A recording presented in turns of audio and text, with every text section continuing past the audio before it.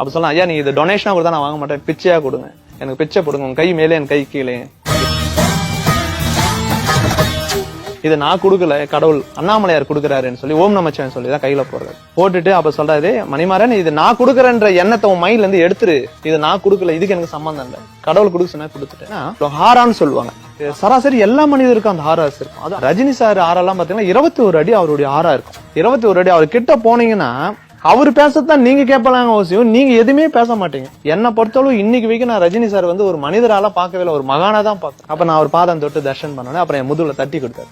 தட்டி கொடுத்துட்டு அப்பயும் என்ன போட்டு அணைக்கிறாரு. ரஜினி சார் பொறுத்தளவு உண்மையா சொன்னா ஒரு குழந்தை, அவரு குழந்தை மட்டும் இல்ல, இறக்க குணம் அதே போல தர்ம குணம் அதிகமா இருக்கு அவருக்கு. உனக்கு என்ன வேணும் கேளு, திரும்பி கேக்குறேன் உனக்கு என்ன வேணும் அப்படின்னு கண்டினியூ அந்த வார்த்தை என்ன கேட்டுட்டே இருந்தார். என்ன வேணும் என்ன வேணும், எனக்கு ஆம்புலன்ஸ் இல்லாத அப்ப டிமாண்ட், அப்ப நாங்க தூக்கி போய் தான் பண்றோம், ஏன் இவ்வளவு கஷ்டப்படுறாரு அவரு அப்படின்னு அப்பயும் அவருக்கு எதனா செய்யணும் அப்படின்னு சொல்லியிருக்காரு. அதுக்கப்புறம் தான் அவர் கேட்காதீங்க ஆம்புலன்ஸ் புக் பண்ணுங்கன்ட்டு கேட்காமலே எனக்கு சொல்லிடுங்க, எனக்கு ஃபர்ஸ்ட் நட்டவே நீங்க மறுக்கவே கூடாது, கொடுக்கறத மறுக்க கூடாது, வாங்குங்க அப்படின்னாங்க. ஆம்புலன்ஸ் அடிப்படை தேவைதான் முக்கியம், உங்களுக்கு இது உங்களுக்காக நீங்க கேட்கல, அது உங்களுக்காக நான் கொடுக்கல, சர்வீஸ்க்காக நான் பண்ணிட்டு இருக்கேன், அதனால நீங்க இது மறுக்காதீங்க, வாங்கி சர்வீஸ்க்காக பயன்படுத்துங்க அப்படின்றாங்க. அவங்களே கேட்கறாங்க எந்த கார் வேணும் அப்படின்னு. எனக்கு பார்த்தா அவர் சார் பெருசா தான் இது 108 எப்படி ஆம்புலன்ஸ் இருக்கும், அந்த 24 லட்ச ரூபா அதுதான் வாங்கி கொடுத்தாங்க. அதை வச்சு என்னால மெயின்டைன் பண்ண முடியாது, எனக்கு சின்னதா சிம்பிளா இருந்தா போதும் அப்படின்னா, சரி உங்களுக்கு எது வேணுமோ நீங்களே செலக்ட் பண்ணுங்க. நாங்க இப்ப சமயத்துல எது ஈஸியா இருக்கும்னு கேட்டு பசங்களை அந்த வண்டி, அது 8 லட்ச ரூபாய் அதோடைய மதிப்பு, அந்த வண்டி சொன்னோடனே உடனே புக் பண்ணி, சாவி தான் என் கையில சார் வந்து சாவியா ஆசி புக்கும் கொடுத்தா. அப்ப கூட ஆசி புக் கொடுக்கும்போது கூட ஒரு வாஸ்டர்,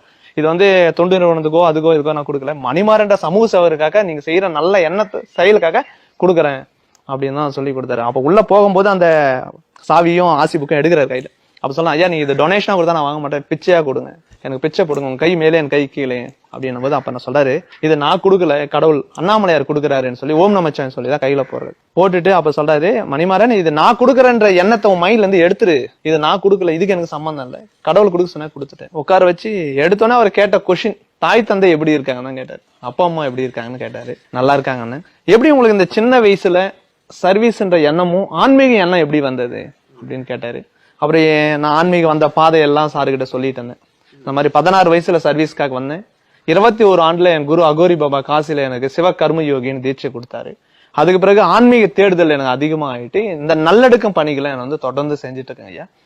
அப்புறம் அவர் கேட்டாரு, எவ்வளவு விஷயங்கள் இருக்கு ஐயா, நல்லடக்க மட்டும் ஏன் நீங்க செலக்ட் பண்ணீங்க அப்படின்னும் போது, ஒரு மனிதனுடைய பிறப்பு இறப்பு வந்து இறைவனுடைய நேரடி விடாது, திக்கு திரில நிராதபனையா இருக்கிற ஒரு ஆன்மாக்கு நம்ம தேடி போய் செய்யணும். எல்லாருமே வந்து இறந்த உடனே என்ன நினைக்கிறாங்கன்னா, இறந்துட்டாங்க மயானம் சுடுகாடு, ஒருத்தவங்க இறந்துட்டாங்கன்னா ஒரு மாதிரி அருவருப்பா ஒரு மாதிரி தான் நினைக்கிறாங்க. சோ அதுதான் உண்மையான புனிதமானது, இறை சக்தி அங்கதான் இருக்கு, பிறப்புல இருக்கும் இறப்புல இருக்கும், இந்த 2 விஷயம் இருக்கணும்னு ரொம்ப சந்தோஷப்பட்டாரு. பரவாயில்ல, இந்த சின்ன வயசுல இந்த உடைய இப்ப இருக்கிற காலகட்டத்துல இவ்வளவு தூரம் நீ செய்ய எடுத்து ரொம்ப சந்தோஷமா ரொம்ப வியப்பா இருக்கு.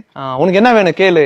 2020 என்ன கேட்டது, உங்களுடைய ஆசையும் அருளும் எனக்கு கண்டிப்பா தேவை, உங்களுடைய பிளஸ்ஸிங்காக தான் நான் வந்தேன், வேற எந்த விதமான எதிர்பார்ப்பும் எனக்கு இல்லை.